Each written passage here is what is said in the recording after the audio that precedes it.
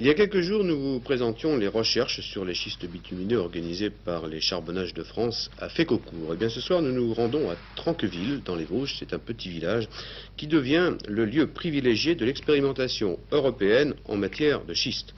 Plusieurs sociétés sont à pied d'œuvre avec une technique différente de celle des charbonnages. Le site a été choisi en 1980, premier forage en 1981 et première expérience de combustion le 1er décembre 1983.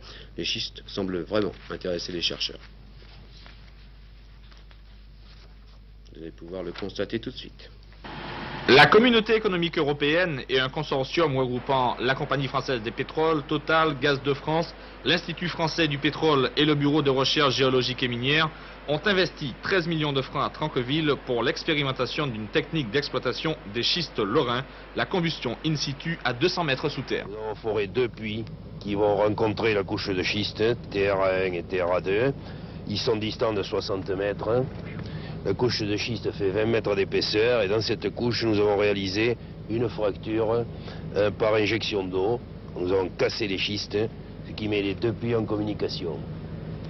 Ensuite, nous allons injecter de l'air. Nous sommes en train d'injecter de l'air. Nous avons allumé en chauffant en bas ici et nous faisons brûler la matière organique contenue dans les schistes et nous produisons ici des gaz qui devraient contenir des gaz combustibles et nous produirons ensuite un peu d'huile, il faut l'espérer. Vous avez un front de combustion qui se déplace à 210 mètres sous nos pieds. Est-ce que vous maîtrisez parfaitement la technique? Ben oui, la combustion ne peut se propager que dans la mesure où on injecte de l'air.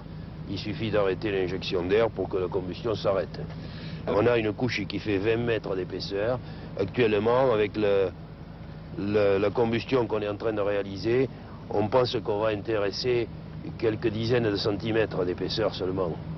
Donc pour pouvoir exploiter toute l'épaisseur de la couche, il faudrait réaliser beaucoup de fractures. Cette première européenne nécessite un suivi constant. Jour après jour, heure après heure, minute après minute, des relevés sont effectués par le Bureau de recherche de géologie minière. Quant aux matières extraites du sol, le secret est encore bien gardé. En ce moment, on sort 60 mètres cubeurs de gaz qui contient du CO2, des traces d'hydrocarbures, et c'est tout ce qu'on peut dire actuellement. À la fin de l'essai, nous pensons sortir également de l'huile.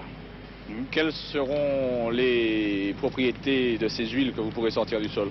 Ce sera une huile relativement légère, mais il faudra l'analyser, et pour l'instant, on ne peut pas vous répondre. Tout comme à Fécocourt, l'expérience menée ici est un essai de faisabilité qui permettra surtout d'approfondir les techniques d'exploitation. 500 millions de tonnes de schiste sous nos pieds, de quoi faire pâlir les émirs dans 20 ans peut-être. L'avenir du schiste dépendra du prix de revient, de l'énergie qu'on pourra en extraire. Et ce prix de revient, pour l'instant, on n'en a qu'une idée très vague. Le but de ces essais est justement de préciser cette idée qu'on peut se faire du prix de revient. Eh oui, point d'interrogation. Nous sommes tous à l'affût de pétrole, bien sûr.